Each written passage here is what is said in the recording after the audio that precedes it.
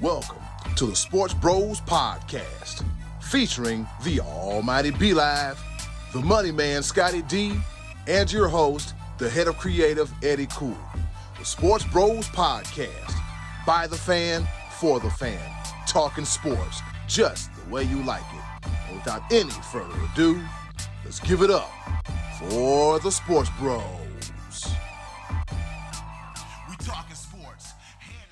For the 156th time, this is another episode of the Sports Bros Podcast. That's right, episode number 156, and your boy's voice is a little bit on the fritz, but nothing some good old hot tea can fix. That being said, I go by the name of HOC, Eddy Kool, and this is, like I said before, another episode of the Sports Bros Podcast. Now, y'all know I can't do this by myself. I've tried, but it don't work, all right? I have two of the best co-hosts in the world. Introducing first, the almighty B Live. What's happening? What's going on in the world today? Normally, I come in with something witty, but I look on the other side of the podcast and I don't like to see my fellow bro down and in the dumps. I know it's been a rough weekend for you. We'll get into that in just a little bit, but man, come on, pucker up, Buttercup. It's okay. Hey, there we go. I mean, I get it. We'll talk about it in a little bit. Maybe you'll feel a little bit better after we go over the various topics that had your weekend just a little bit down. Mine, I'm good to go. Some things could have went another direction, but hey, that's what fandom and sports is all about. It's gonna be all right. Let's go ahead and introduce the other guy. Let him sing a little something to the people and brighten up our spirits. I know he got one for us. I know he has one for us. And speaking of the other guy, he is the pride of Washington, Pennsylvania. He is the lover man extraordinaire himself. He is the money man, Scottie D. Yesterday, all my troubles seem so far away. Now it looks as though they're here to stay.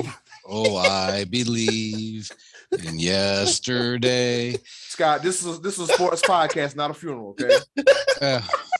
It might as well be.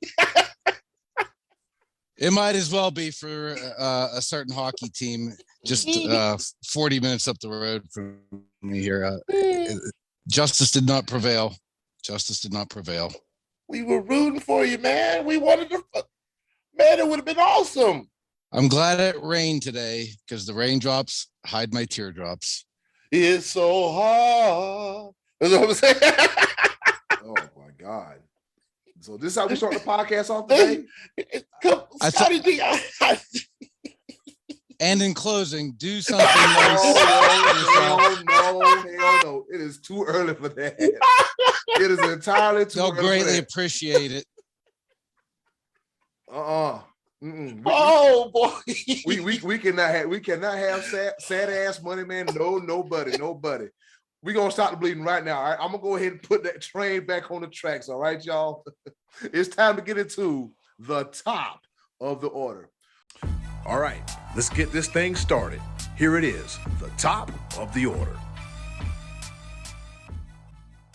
All right, with that being said, it's the NBA playoffs, and we're down to 4 teams, and then there were 4. In the Eastern Conference, we have the Celtics and the Heat, 2 teams I don't think any of us picked. And over in the West, we have the Golden State Warriors and another team that nobody picked. I think we picked them to take a early postseason exit in the second round, the Dallas Mavericks. So I got a few questions here. All right. So what's the bigger story? Is it the Suns collapse, James Harden no showing, Boston's lockdown defense, or the emergence of the Golden State Warriors? Scottie D, set the tone, chip her up, give us something, answer those questions. Well, this whole James Harden thing is nothing new. When he was at the top of his game winning MVPs, he was nowhere to be seen in deciding games, game 6s and game 7. So that's to me, that's not even really a story. I think it's, I don't know. I think it's Phoenix. I mean, this is the best team. I mean, it was early Sunday afternoon, we saw the Bucks, the champions from a year ago, basically lay an egg against Boston. And just when you think couldn't get any worse, the team that they defeated in the finals, Phoenix, said, hold my beer, watch this. And they went out and didn't even show up. That was embarrassing. That was an absolute embarrassment. Imagine working all year to have home court advantage, and when you finally, it pays off for you, you get a game 7, you find yourself down 50 points. And at halftime they had like 27. I mean, wasn't that what at halftime? That should have been what you have at the end of the first quarter on a conservative night. They could not score. Chris Paul looked, I know it came out that he's hurt, but he's hurt every year this time of year. Something happens to this guy every single year. I don't know if Booker ever really recovered from his injury. Maybe he rushed himself back. He wasn't himself. That Phoenix team did not look at all like the team we saw last year in the finals or even in the regular season. But they didn't even put up a fight. I can understand losing because right now Luka looks fantastic. He's carrying that team, and he did have some help from guys who normally don't play as well on the road. But Phoenix, what do you got to do better than that? At least lose by a dozen, lose by 20. You're down 50 in the biggest game of the season.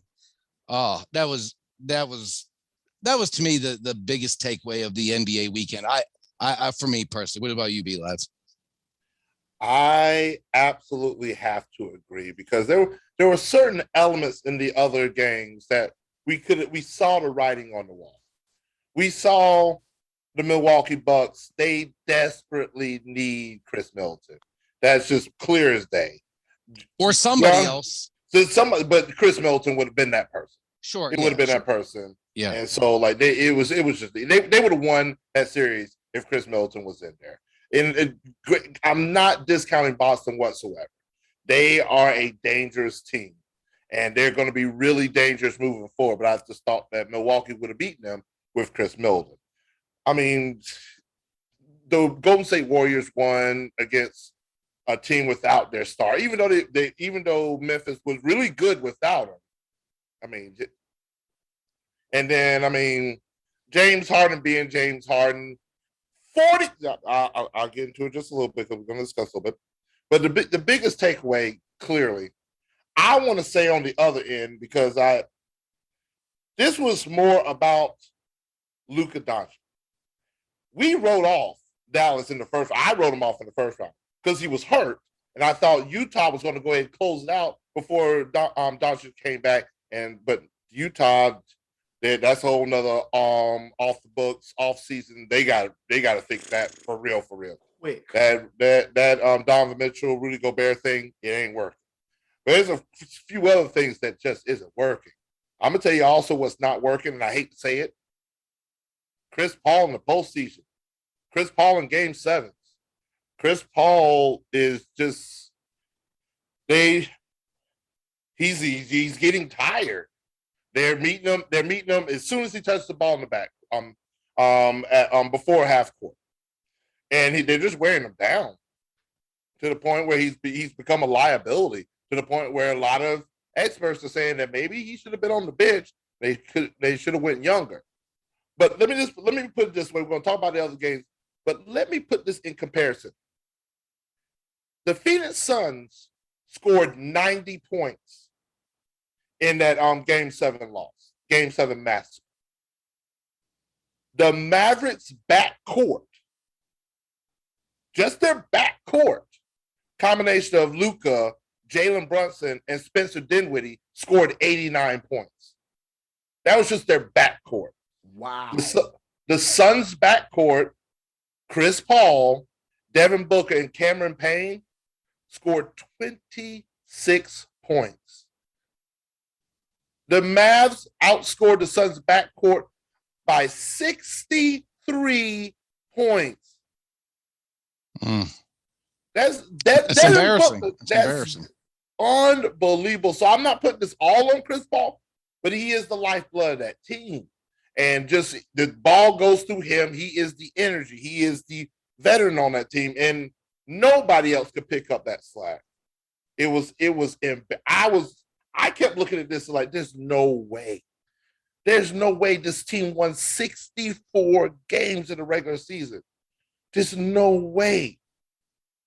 It wasn't good. That was disgraceful. In the first half, 57-27.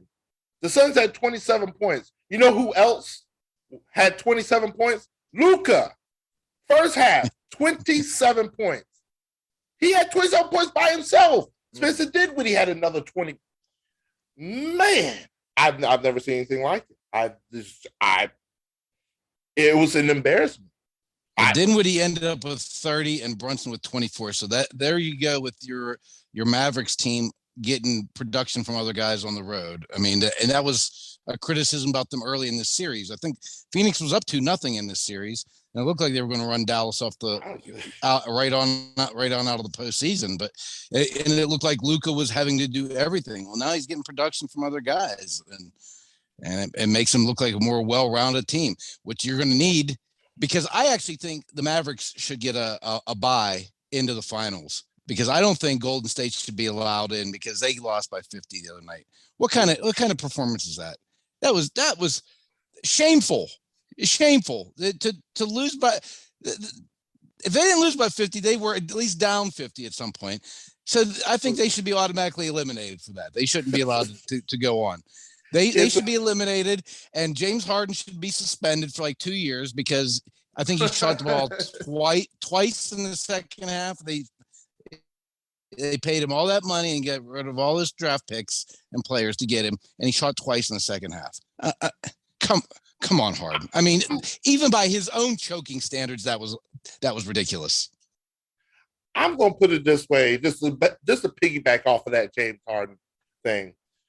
3 of your top contracts, player options, mind you, this coming year, are by the likes of the names of Russell Westbrook, John Wall, and James Harden. These 3 are slated with player options, mind you. They are guaranteed. All they have to do is put pen to paper. This is their option. They want to stay with their respective teams.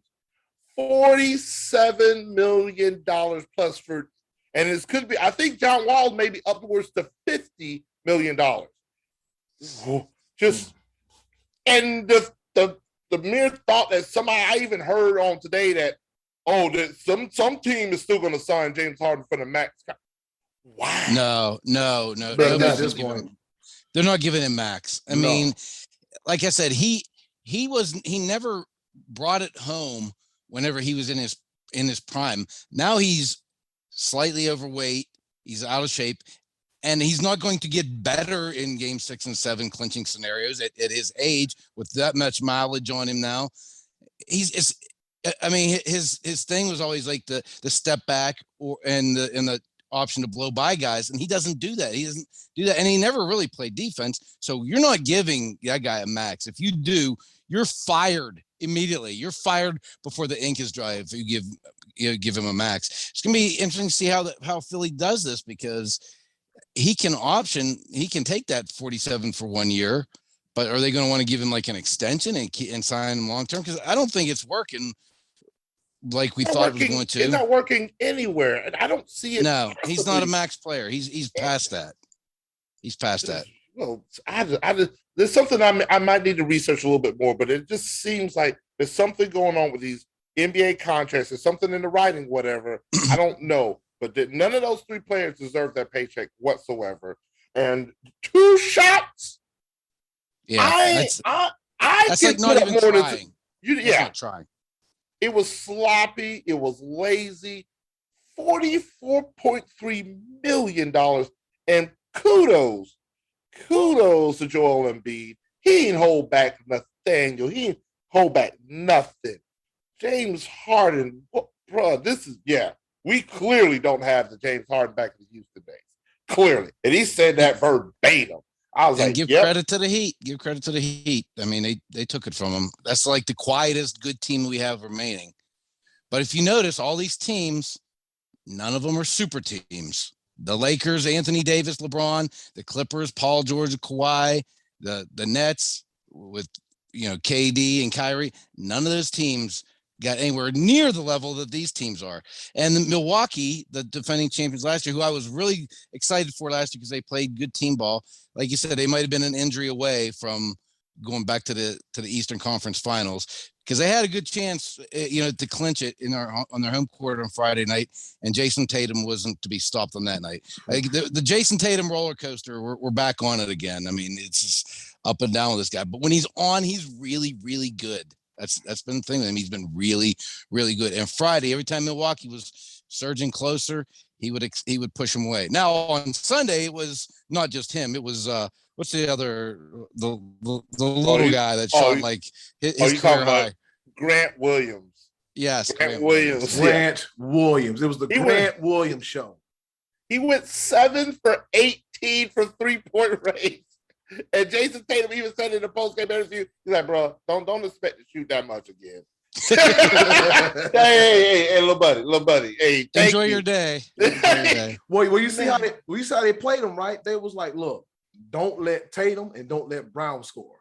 But what they forgot is Grant Williams. I mean, he didn't do a whole lot during the regular season, but I think I heard on one of those talking head shows that the average distance in feet as far as like defense, from a defensive standpoint, between Grant Williams and the next defender was a whopping 9 feet. See, I don't get that. I don't understand that, because in this modern day of the NBA, everybody wants to shoot the three. Guys are driving. Marcus Smart was going up for a layup, and instead of laying it in the rim, he throws it back outside. So why are you not just defending the perimeter? Let players play one-on-one, and if you get taken to the rim, okay, go ahead and give up the 2, because your analytics said that's better than giving up the 3 anyway. I would play perimeter defense a little bit stronger. I wouldn't be collapsing in on guys that are getting the ball inside, because they're not going to shoot it. They're going to turn around and throw it out, and they're not used to shooting it from that short now anyway. It's an outside game. The NBA is a 3-point shooting contest. I don't like it. You know what drives me insane, because this again, I grew up in a whole different era. When you got a fast break, you go towards the basket. You go to 2-on-1, 3-on-1, 3. You go towards the basket. Every single fast break I've seen, you've got one guy in the middle, 2 guys standing at the 3-point line. What happened to the good old days when you wanted to dunk on somebody? Oh yeah, I wanted to yam it on somebody. Drag across somebody's face. The art of the layup, it was just a beautiful thing. 2 easy points, as opposed to taking a chance. And the NBA as a whole shoots 30%. I'd rather have a 95% chance shot as opposed to a 30% chance shot to get one more point. Come on, that makes no sense to me.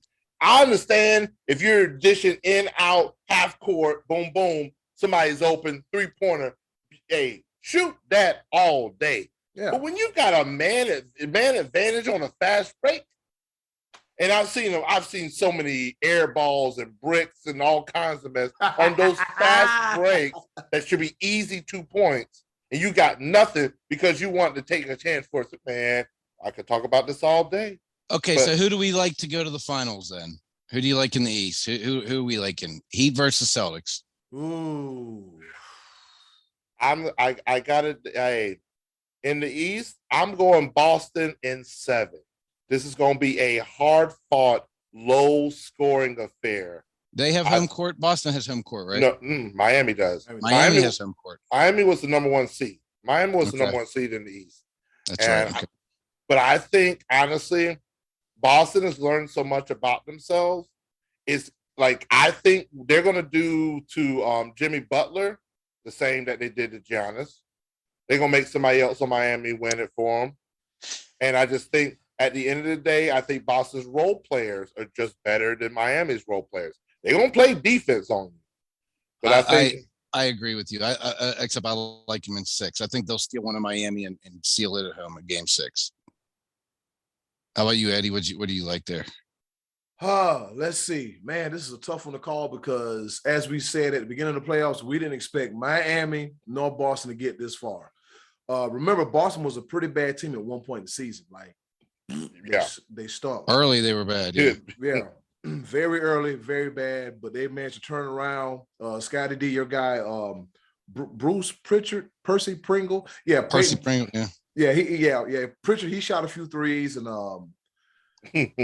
I think that Boston is riding a wave of momentum. They're riding a high wave of momentum, and I think it's going to be Boston in 7. It's going to be tough. We're going to see some fighting. We're going to see some elbows throwing. It might get real chippy. We're going to see Marcus Smart and Jimmy Butler get physical, get each other's face like, fool, what you want? Smart's going to be out, might be out for game 1. He's got a bad foot. It's not, he's questionable. He might still get to play, but Boston, I think, has already proved they can afford to have a couple of down nights because they have been, like you said, they kind of gelled together here in this postseason. And if they have a down night, it's not going to, it's not going to derail them, I don't think. I look at it this way. Boston's already taken down KD and Kyrie. Then they turn around and take down Giannis. Yeah. Jimmy Butler. No disrespect to him whatsoever, but I mean, KD but they may, Kyrie, but this team's more well balanced though. This team is more well balanced than these other teams. So it's going to be tough. It's not going to be an easy cakewalk, but I kind of like them. So we all like Boston, right? Yep. The wild card for Miami is going to be Tyler Hero. Yeah, I think if he's got to make shots. Yeah, if he balls, he gives Miami a much better chance. But yeah, but Boston. Here's the thing. Boston's the number 1 defense for a reason. One thing I like to say more than anything, it's a beautiful thing. I'm gonna go ahead and report this. Defense wins championships. Defensive rating for this year, Boston was number 1. Golden State was number 2. Miami was number 4. And Dallas was number 7. Ooh. Defense wins championships. I love it. Even though these teams also, like Boston, been shooting a lot of threes, Golden State, will put up the 3-point ball. At the end of the day, them teams, they do know how to play defense. So who do you like in the West then? Let's see. Who do I like in the West? Golden State. I'm picking them to come out the West, and they're probably doing it in 6. Golden State in 6. I'm going. If Dallas plays like they played on Sunday, they'll win. But that's a big if to ask that production from all those players again. Golden State best player didn't play the best on Sunday. Klay Thompson was their best player, or on Saturday. I think Saturday's when they clinched. If he's clicking, then you're not beating Golden State. There's too many high level weapons for Golden State, I think. So I'm going with them. I'm going Golden State in 6 for a different reason. I think Draymond Green is just a different animal. I think he's going to find a way to lock down Luka. Luka is putting himself. He's making a name for himself in these playoffs. They're which is ridiculous. He's got to play a lot more playoff games, but he's got the 2nd highest playoff points per game in the history of the NBA, with qualifying with 5 games, some low number just to make Luka look a little bit better than what he is. But of course, number 1 is some people's greatest of all time, Michael Jordan. Mine's still Kareem. I said what I said. But Luka, I just think Draymond Green gives Luka problems. He'll take that challenge upon himself too. He'll enjoy he'll enjoy that type of matchup, because Draymond's at a point, he got too many high level scores around him. He don't even care about scoring at this point at all. He's a good passer. He can distribute the ball, but and take a couple buckets here and there. He doesn't care about scoring. He'll be worried about getting under Luka's skin, messing with him a little bit, try to throw him off his game. And there's value in that, man. Yeah, he's got one job. It's the lockdown Luka. He's literally got one job. He'll distribute on the other side. His basketball IQ is one of the highest in the league. People don't want to admit that, but Draymond Green knows what the hell he's doing. He knows what his job. He will definitely understand the assignment when it comes to this. Warriors in 6. All right. I say Warriors in 6. B-Live say Warriors in 6. And Scottie, do you say Golden State in 6 as well, too? Sure. All right. I didn't think about the games. Yeah, I like Golden State to advance. I think it's Golden State and Boston. I think we've all picked that. So 2 weeks. Get ready for Miami, Dallas. Yep. Oh boy, yeah. You know how we like to pick things, and it goes the complete opposite direction. Jay Wright, come back. Oh yeah, Jared, you got to come back, man. Come back. Yeah. And that does it for the NHL discussion as well. Moving right along. All right. Speaking of the ice, let's go on to the NHL playoffs. That's right. Round 2 is underway. All right. And in the East, we have the Battle of Florida, the Tampa Bay Lightning on their quest for a three-peat versus the best team in the league, one of the best teams in the league, the Florida Panthers. Over in the West, we got the Blues and Avalanche. And in the East, we got the Rangers and the Hurricanes. The Max Congratulations. Congratulations, Hurricanes fans. Congratulations. Thank you. Appreciate it. And we also have the Oilers and Flames as well, too, in the Western Conference. Please tell me you got this on Gallery View. It is on Gallery. It is on Gallery View. Scott, we're going to make this real short and real sweet. No, we're not. I will say this. I will say this, though. I'm not gonna do it. That Rangers and Penguins series was a tough one. It was. You think? It was. It was a real tough one. They had 6 overtimes, injuries. It was a tough series, man. It was just hockey. It's playoff hockey, man. Ooh, so they're up 3-1. Yeah, if you guys remember when we were talking about going into this, I thought the Penguins might get swept because they had played so terrible in April, and I said they hadn't been able to beat the Rangers, and then they find themselves up 3-1, and in the middle of Game 5, leading 2-0, cruising. There's no life in the Rangers whatsoever, and then Sidney Crosby got knocked out. They squandered a 2-goal lead, lost that game. Go back to Pittsburgh again, squandered a 2-goal lead, lose that game, and then it's deciding Game 7. Up a goal with 5.5 minutes to go and can't hold the lead again. It makes it tougher to be that close than had they got swept like I thought they would, or if they had lost in 5. I would have said, okay, the Rangers were decidedly better, but the Penguins, they were that close. It doesn't help when you have your third goalie in, a guy who didn't play at all this year. Maybe I think he had 2 appearances in the regular season. Louis Domingue. Louis Domingue. Yeah, there's a reason a guy like him is been in the league 10 years and been up and down and not stick. He's a journeyman and he's an emergency goalie, and he played like one. I mean, he didn't play terrible. He didn't play very good either. And losing Sidney Crosby seemed to take the wind out of their sails in Game 5. Now they come home in Game 6 and had a 2-0 lead. Couldn't score on 5-on-3s, couldn't score on the power play, gave up shorthanded goals. So you can't necessarily blame it all on one guy. I mean, losing Sidney Crosby, there has to be other guys that step up. You figure NHL players that play a lot, they play 22 minutes, 24 minutes, sometimes something like that. So that's a third of the game. That means 2/3 of the game other guys have to help your stars win when it comes to hockey. And the Penguins did not play good defense at all through this. They played terrible on special teams.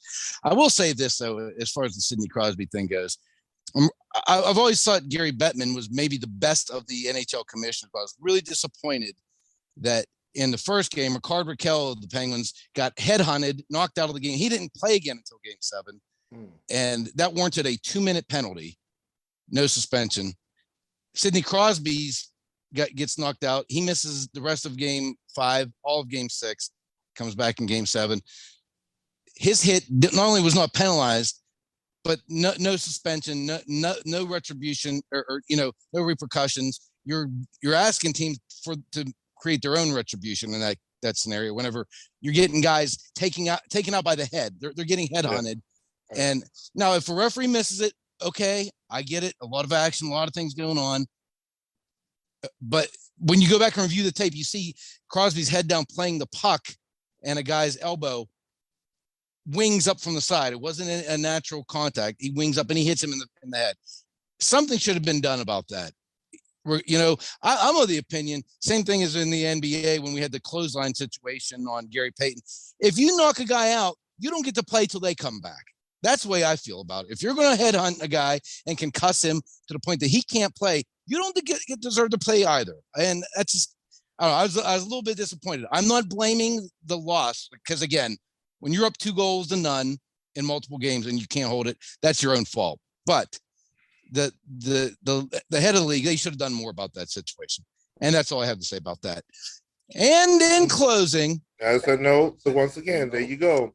See, the difference between your series that you paid attention most of and the one I paid attention most of on the Boston Carolina series is that they couldn't keep the whistle out of their mouth. I mean, the amount of penalty minutes they were throwing around Boston Carolina. Good Lord.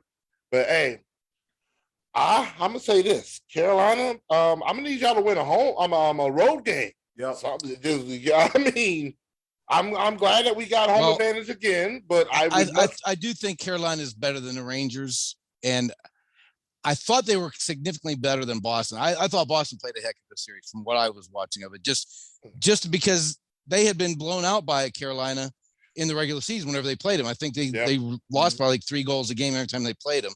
So credit to them for playing that well. Carolina, to me, they seem a little bit more seasoned. New York, to me, looks they're young and fast, and I think that was their advantage over Pittsburgh, the youth and speed, which they won't have that advantage over Carolina. I think Carolina is just a more well-rounded team. That's the sense I get having watched the Penguins play both of those teams. I think we come over. I think we come over our road woes. I have Carolina in 5. That's not fandom in me. That's not being a fan. That's looking at what's happening on the ice. Antti Ranta is a beast in the goal. I think Carolina knows how to lay down the wood. They will hit you. They will hit you in the mouth. That's with an F, mouth. Carolina will hit you, and they will hit you hard. I love the pace that they play the game. Carolina, I believe that they'll win that one in 5. Florida, Tampa Bay. I think Florida does stop the rain. I think Tampa Bay's won enough. They done won Super Bowls, World Series, Stanley Cups. Tampa Bay. We got to cut all this mess out. We'll get another thing in Tampa Bay another point in time. But yeah, I tell you though, worse. The only fans probably are feeling worse than me and Penguins fans are Toronto Maple Leafs fans because they had a 3-2 advantage, a chance to win it on the road. Oh God! I believe they lost in overtime in Game 6, or it was a 1-goal game. I can't remember. And I watched it. I watched so many games lately, and then to have Game 7 at home and not be able to get it done. And how many years, I forget what they said, since they've been out of the first. They can't win a playoff series either. They can't. And that's get out of the first round. Can't get out. Right.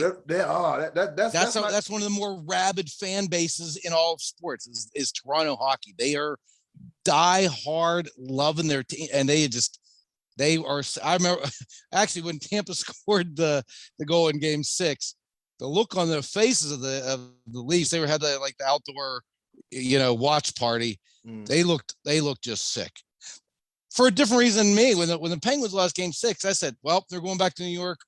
New York's got all the momentum. Toronto at least had a home game in 7.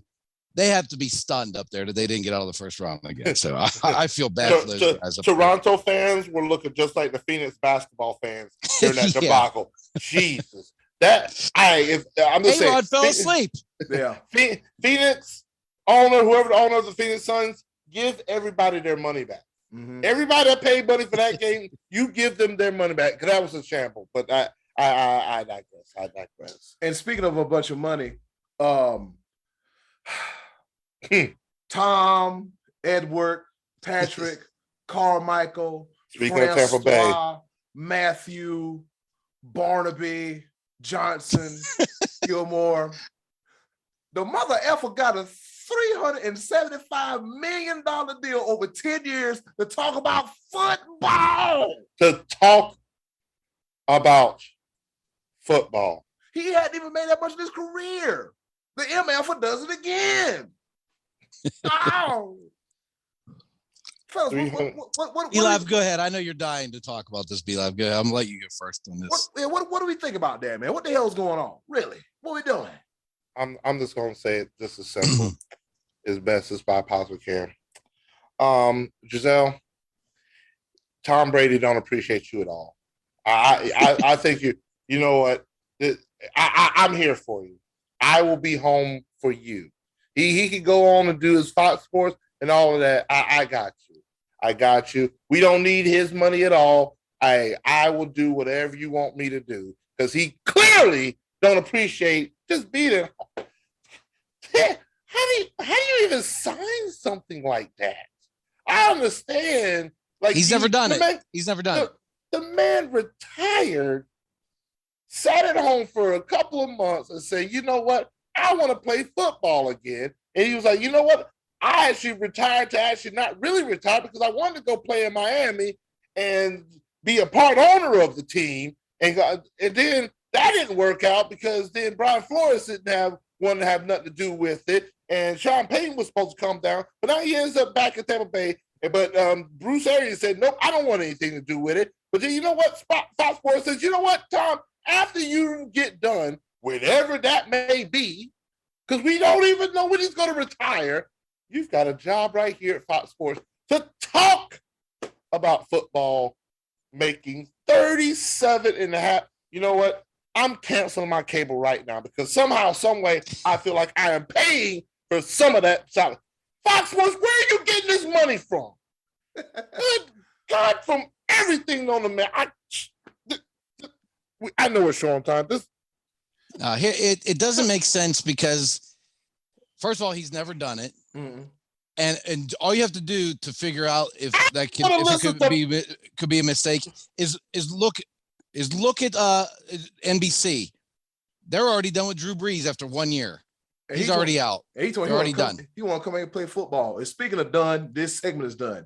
And with that being said, fellas, guess what time it is? It better be a better time than Tom Brady making that much freaking money. That's all I got to say about it. It sure is. It is time once again for our favorite part of the show, the choices of the voices. And with that being said, hey, yo, Button, hit it. Choices of the voices coming up next.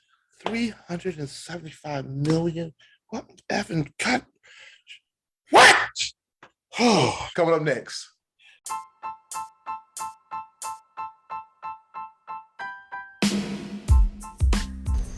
And now, our favorite part of the show, the choices of the voices. Once again, thank you to the wonderful and ever so loving Miss Button for introducing our favorite portion of the show. You heard the woman. It is the choices of the voices where we ask y'all a question. Y'all give us the answers, and then we talk about it right here on the choices of the voices. With that being said, Scottie D, what's on tap for this week's choices of the voices?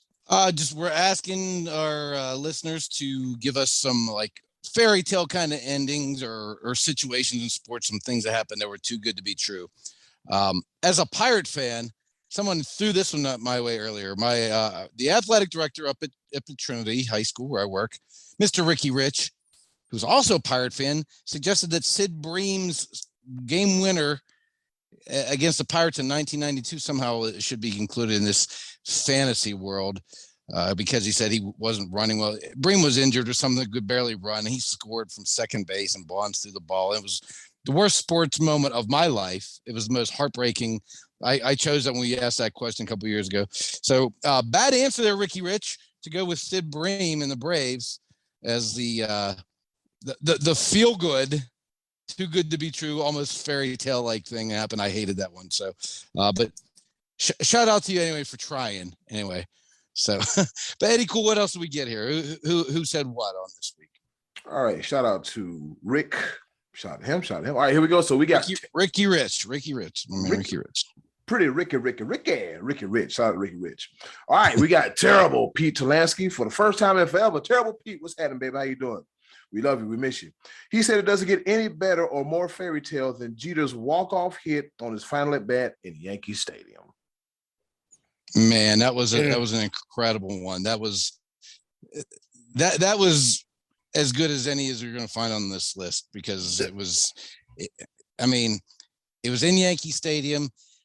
If I'm not mistaken, the Yankees were going to pull Jeter from that game so he could walk off the field with a standing ovation. And I don't remember if it was Dave Robertson or one of the relievers gave up, I think it was a home run and the Yankees fell behind. And Then Jeter gets another at bat and gets the game-winning hit, hits it in the right field where he did his whole career, and the Yankees win. And Jeter is a hero. That was incredible. I remember that whole night, even like when they were playing the national anthem. Jeter was crying. I was crying. Kept getting goosebumps every time he would come up to bat. It was incredible. So that was a great answer, I thought, the Derek Jeter one. Oh yeah, you can't beat that. Love it or hate them, the Yankees. Derek Jeter had just one of those storybook careers, and to cap it off just like that, absolutely. And most people didn't hate him either. People always hate the Yankees, but liked him. You know. Yeah, I know one person they did not like, Johnny Damon. Jesus, who does that? Or A-Rod. Jesus, good old Captain Caveman and Mr. Real Estate guy himself. All right, moving right along. We got our baseball guy, our Tim Kirchin, our Buster Olney, our Jeff Passan, Hunter Simboli. He says Tyler Naquin inside the park walk-off home run for the then Cleveland Indians, now Gladiators, and also Nick Swisher walk-off grand slam in extra innings. I had a chance to see both of those moments on television. Whoo. I don't remember the inside the park one. I didn't watch. He posted a video. I should have watched it. I did not see that one. No, it was nice. It was nice. And the way he celebrated the end, he was like, yeah, Tyler Naquin. It was a good one. Indians, Gladiators, Guardians. Yeah. you say Gladiators. I was like, yeah, Gladiators, Guardians. Commanders. The baseball team. Cleveland Yeah, the CBT, the Cleveland baseball team. Now, I could have ran behind that. I still got to figure out about the Guardians roller derby team. I need to still do some more research about that. Because you don't hear nothing about that anymore. It is the Guardians. They're the baseball team now. Yep. They've moved on. Yep. They don't longer own that name. Yeah. It's just like, let me go ahead and get that off your plate. Y'all gonna have to do something about that. Here go 10.5. We got a logo we about to put on the stadium. Here you go. Come up off it. Thank you. Love you. Bye. That's how the deal went down. All right. We got Joey Jacobs. He said NC State winning the national championship in 1983 on an airball shot that turned into a game-winning dunk. Iconic. Jim Valvano run around. Yep. Yeah, it's easy. Too easy. I gotta hug somebody.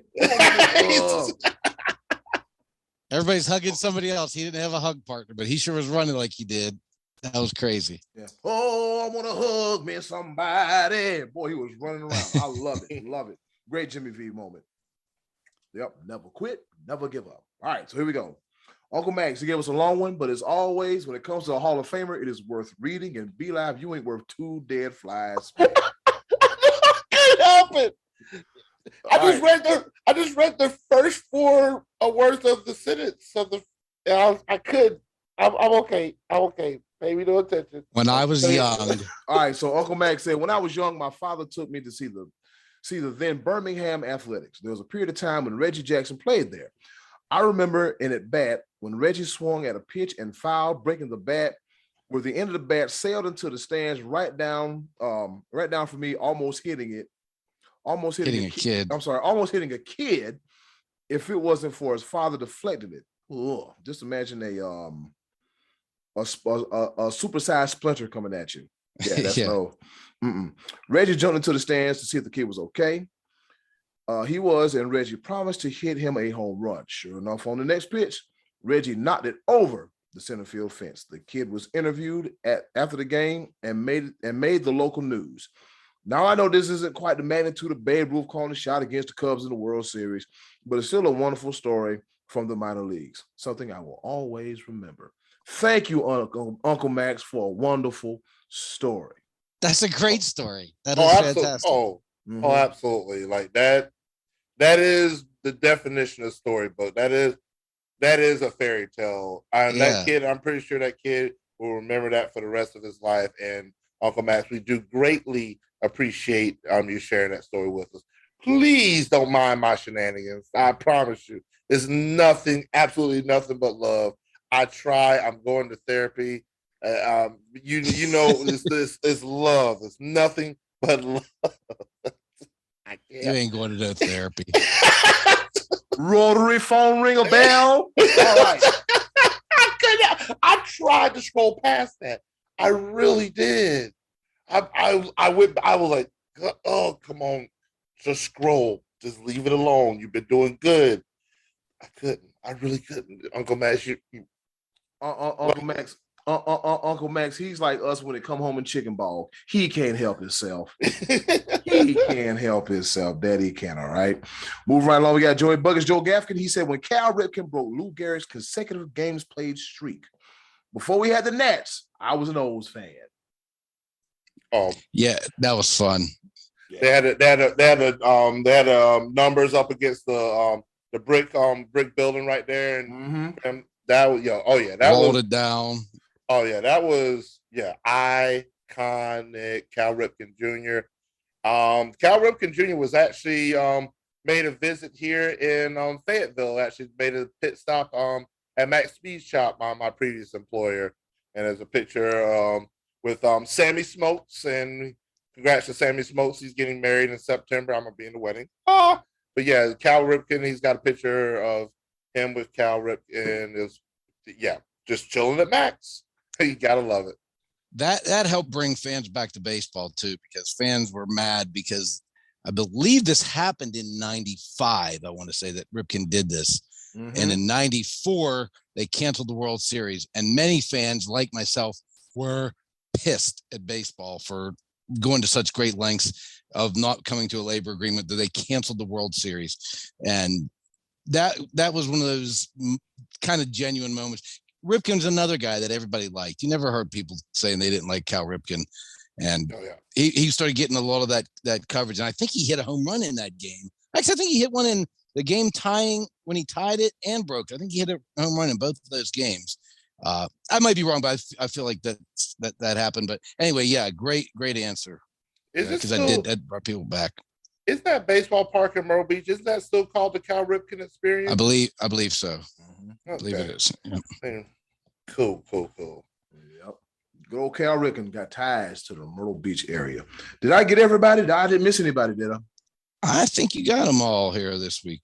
I think so. All right, cool. Shout out to Terrible Pete, Hunter Simboli, Joey Jacobs, Uncle Max, and Joey Gaffigan for their participation in this week's choices of the voices. Scottie D, memorable moment. You first. There's a couple that I put the pictures up that nobody hit on, which was LeBron going home, going back to Cleveland and winning Cleveland a championship. Kurt Warner coming from working in a grocery store to being a Super Bowl winning quarterback. Kirk Gibson's home run in the World Series. Somebody actually did touch on that, I believe. One that I had on my mind, other than the Jeter one, was Tiger Woods coming back to win the Masters in 2019 after basically being eliminated from golf relevancy for all those years, and then he comes back, and I can just remember how exciting it was that he was actually contending going into Sunday, and then all of a sudden, oh my gosh, Tiger's got a chance to win this thing, and he did, and some of the other players faltered ahead of him, hitting the ball in the water a couple of times, and he just didn't falter down the stretch. It was like old times again to see Tiger Woods, who was the golfer of our generation. He was Michael Jordan on the golf links, to go through all those personal problems, physical problems, and for one weekend come back and win a major, which I thought was never going to happen again. That was kind of a too good to be true fairy tale moment. Be Live, what you got? Well, y'all know me by now, right? Y'all know where my heart and soul lies. This is the day Dabo got hired, huh? That is a fairy tale within itself. He was the underdog. Nobody knew him, but I could tell that story all day in the day either way.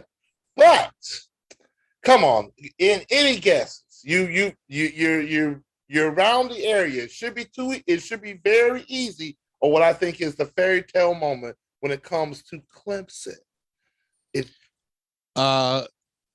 Hunter Renfrow catching a winning pass in the championship game.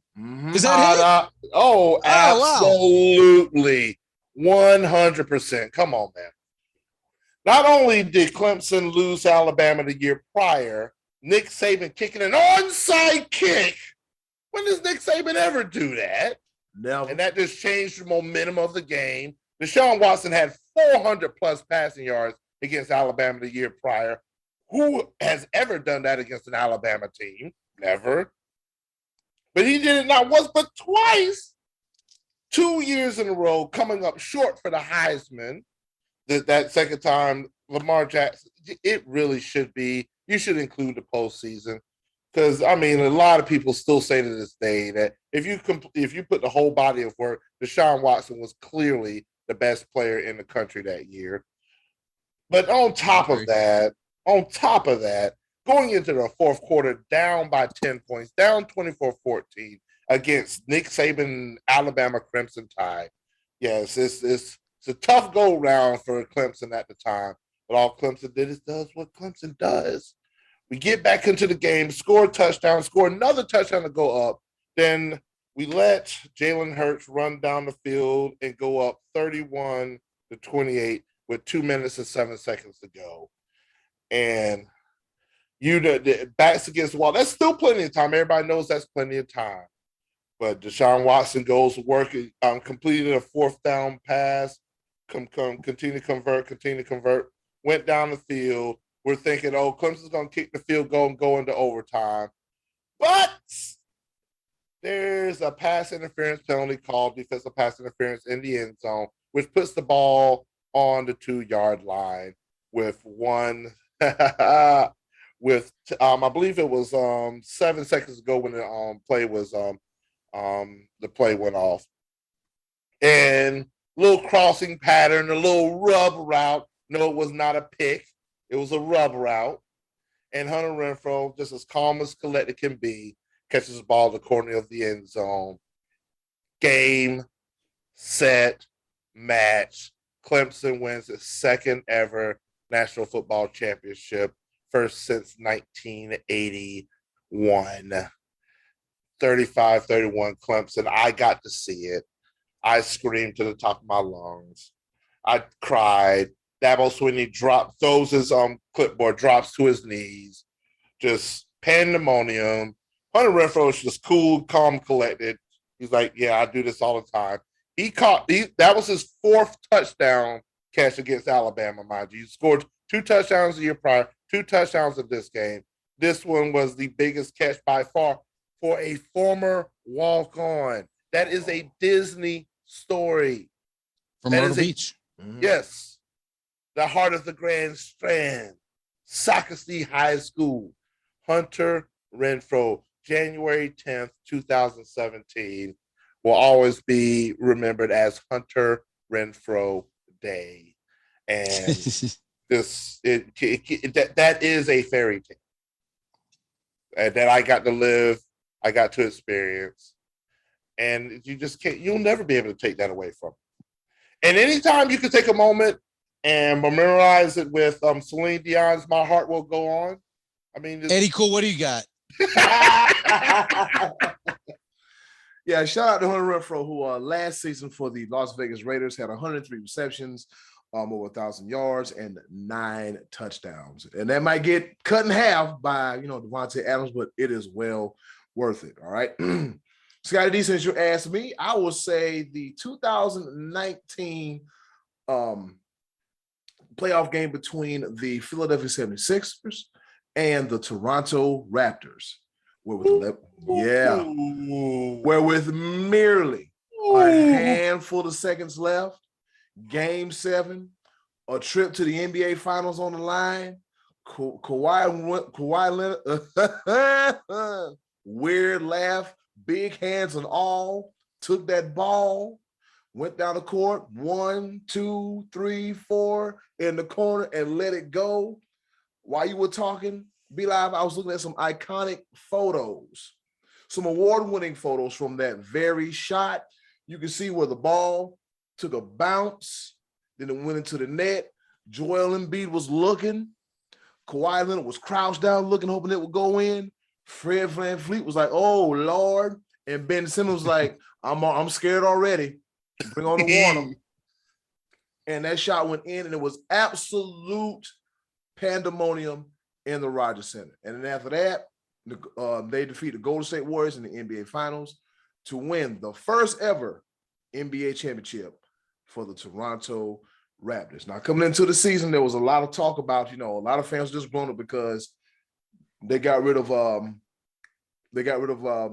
fan favorite DeMar DeRozan. Yep. In exchange for Kawhi Leonard, who was injured, who was hurt, who got tired of doing things the San Antonio way, and so Kawhi said, "You know what? I'm a fun guy. I'm gonna come to Toronto and play some basketball." Nervous laughing all, but Kawhi Leonard hitting that shot, iconic. One of the best moments in the history of sports. With that being said, Scottie D, what's on tap for next week? All right, we talked about the NBA's Final Four. Each of them has a superstar. Which one would you take right now? Luka, Steph, Jimmy Butler, or Jason Tatum? You get to pick. Which one of those four would you take right now in this situation with the Final Four? I'm not talking about the grand scheme of basketball or the long haul. I'm talking about right now. You got your choice of Luka, Steph, Butler, or Tatum. That'll give us something to talk about next week, Eddy Kool. Tune in next week. We're going to talk about more basketball on the choices of the voices. Coming up next, a round of pepper.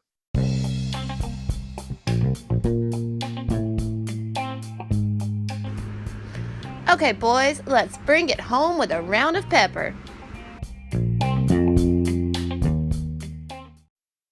All right, you heard the woman. It's time for us to go home and get what I call the hell up out of here. We got to get the hell up out of here before Scottie D phone dies. With that being said, it's a round of pepper. You know how we do it. 3 topics, rapid fire style, kind of, sort of, not really, here to enlighten, engage, and most importantly, entertain. And with that being said, I'll go first. On this day in history, back in 1964, the first Tim Hortons coffee and donut shops opened in Hamilton, Ontario, Canada, by player Tim Horton. Tim Horton is a National Hockey League Hall of Famer. He's pretty much done it all, but his life was cut short as he died in a car accident back in 1974. He was a defenseman. He played for everybody from the Pittsburgh Penguins to the Toronto Maple Leafs, and he was also a businessman too. So he said, you know what? I'm going to take my notoriety and create a franchise. At one point, he was even selling burgers at Tim Hortons, but he said, you know what? I'm just going to go ahead and sell coffee and a 50-pack of Timmy's. Timmy's. If you ever get a chance to go to Canada, like I did, go to Tim Hortons and get you the little donut holes. They call them Timmy's, and get a 50-pack of them, because if you get 2 or 3 of them, you're going to be mad and aggravated. Good stuff. Tim Hortons. There's some in the U.S. Find your location and get you one.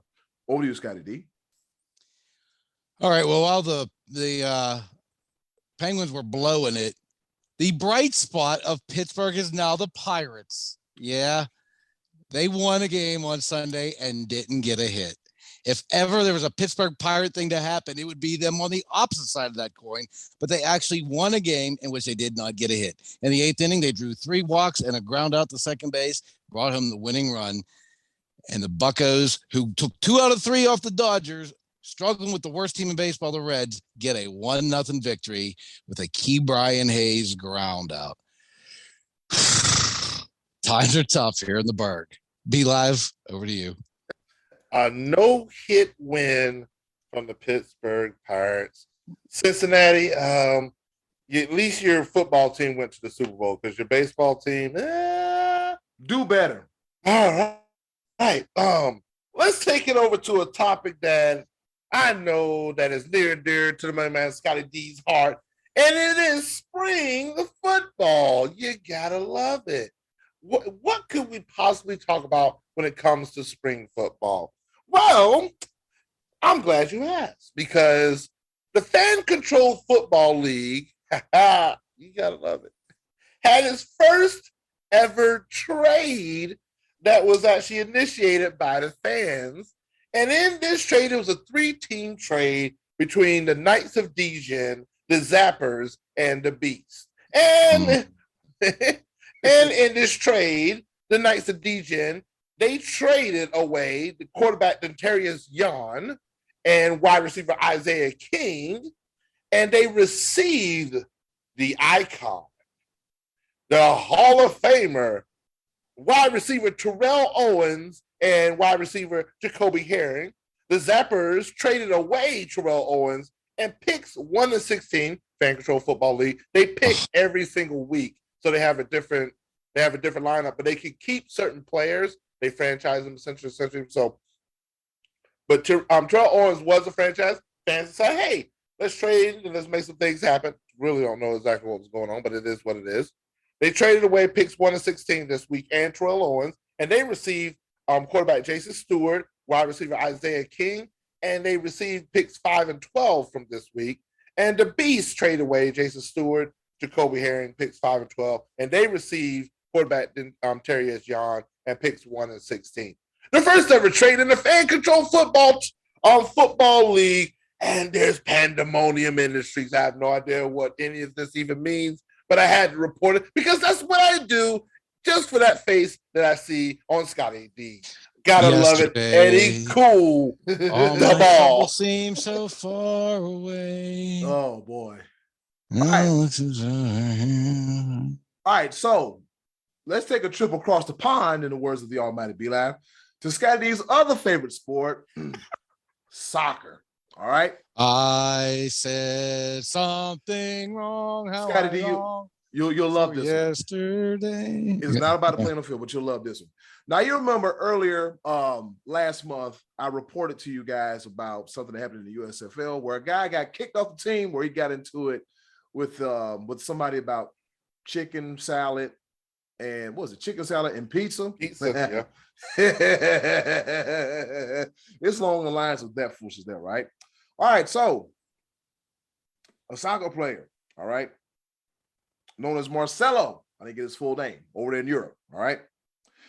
He has been dropped from French's side, all right, because, oh man, I'm bushing it up, I'll get it together. All right, so here's what happened. So apparently the team that he's playing for is not doing good. They're going through tough times and everything, right? So Marcelo was repeatedly disruptive with his petulant flatulence. Yes, farting, pooting, passing gas, breaking wind, cutting cheese, all that, right? So here's what happened. His senior team suffered an embarrassing 3-0 loss to Angers back in 2021, which caused him to get demoted, right? So they're trying to have a meeting and everything, trying to be serious. But guess what? Marcelo decides, I'm tired of this mess. I'm going to be a class clown. So during meetings, he's being loud, telling loud, nasty jokes, and farting. And guess what? That got him cut from the team. So that's twice in 2 months where somebody got cut from the team from arguing about pizza and chicken salad. Now, passing gas will get you cut. I can't make this up. Scottie D, over to you. Awesome stuff there. That story stunk. Literally. Literally. All right. So this Thursday, the PGA Championship's kicking off. The second of the majors of the year. It's been years since I've picked Rory McIlroy to win, but I'm going with Rory because he's been playing well lately. I think he's due to win. And I also kind of like Patrick Cantlay. I always like going with Brooks Koepka. He's been having trouble off the tee. He's been kind of coming back from the injury bug. But it should be exciting, guys. You know how much I love watching major golf tournaments. That's coming up Thursday. That's all I got about that. Let's go, Rory. Be live to you. I got to go with Collin Morikawa. I just have a feeling about this one. Collin, this is your time. Collin Morikawa. That's who I'm going to go with. All right. Since Eddy Kool, since me and you are really enjoying irritating the crap out of Scottie D on today, let's continue with it with another pepper point that should irritate the crap out of Scottie D. Well, as we've talked about before, really don't want to bring it up, but I just feel like it's just funny. This is funny. This is hilarious to me. The disdain that these two iconic heads when it comes to basketball and sports in general, when you think of like top players of all time, top coaches of all time, NBA, Phil Jackson, LeBron James, and they just clearly do not like each other. Oh my goodness. It goes back to when Phil James referred to LeBron James's friends as a posse and all this disarray and everything like this. But now there's a report after all this mess has been going on with the Lakers and all this team building and super team and all these Hall of Famers, future Hall of Famers, and the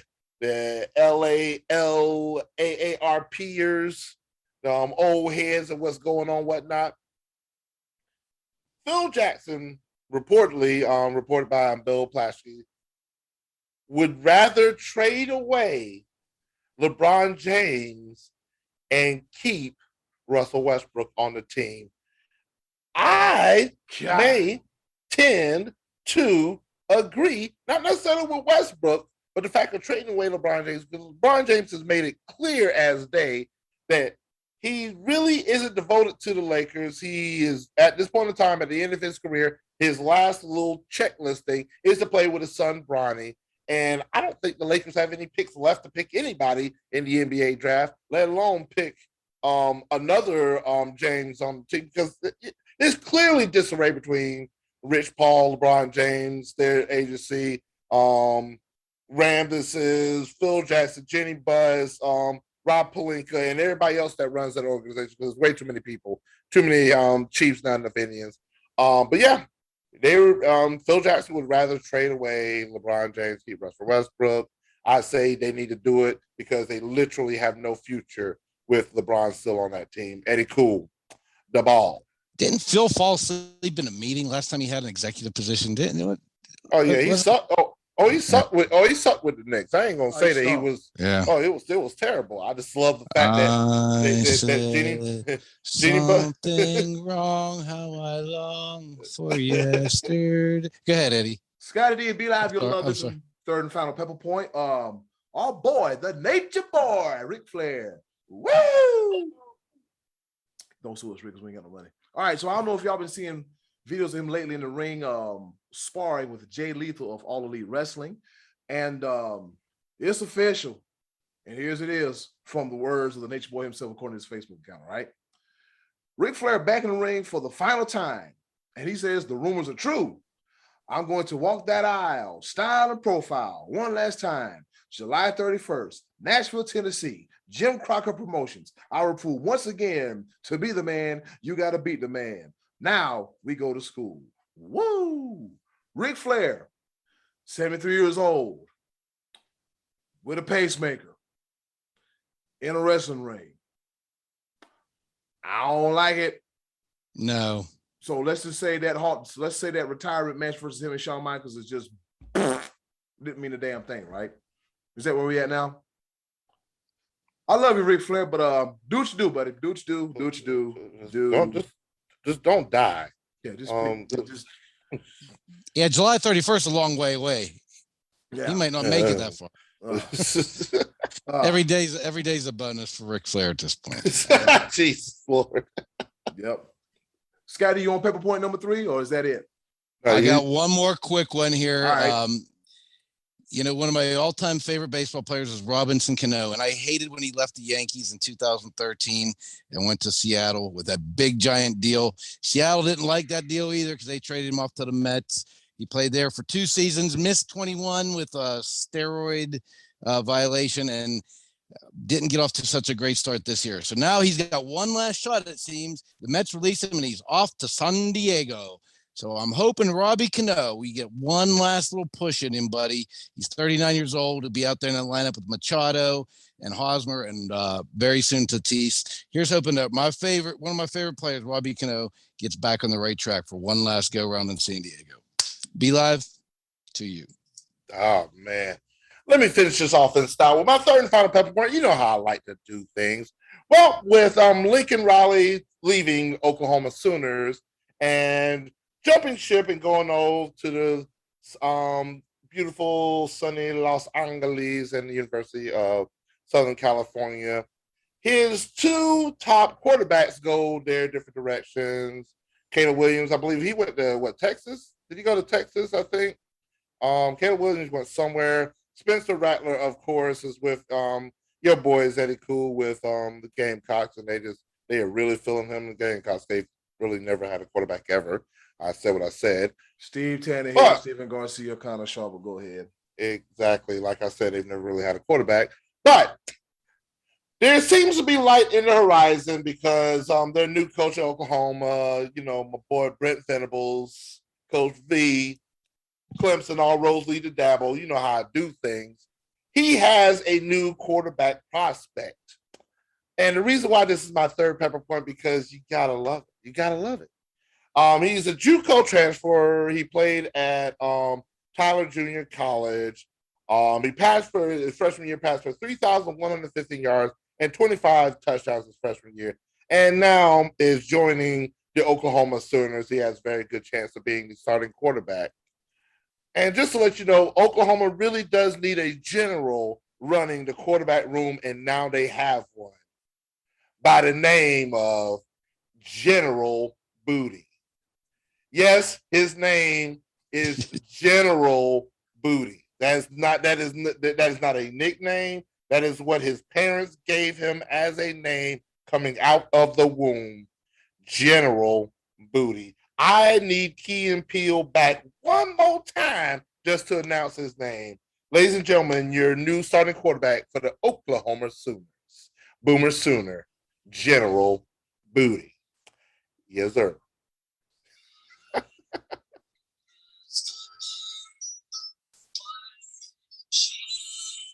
can't hear. What's that saying? He's playing a song, but be like, this is a picture of quarterback, General Booty. Somebody told him. I can't make this up. And he didn't. All right, fellas, let's go ahead and get the hell up out of here and watch this last lackluster ass episode of Monday Night Raw. And with that being said, and in closing, do something nice for yourself. And if you can, do something nice for someone else. They'll greatly appreciate it now more than ever. And when I say be a blessing and not a burden, I really mean that. With that being said, it's been another episode of the Sports Bros Podcast. My voice will be better next week. I'm hungry. There's a burp, unedited. Be live. Get us up out of here. Yes, sir.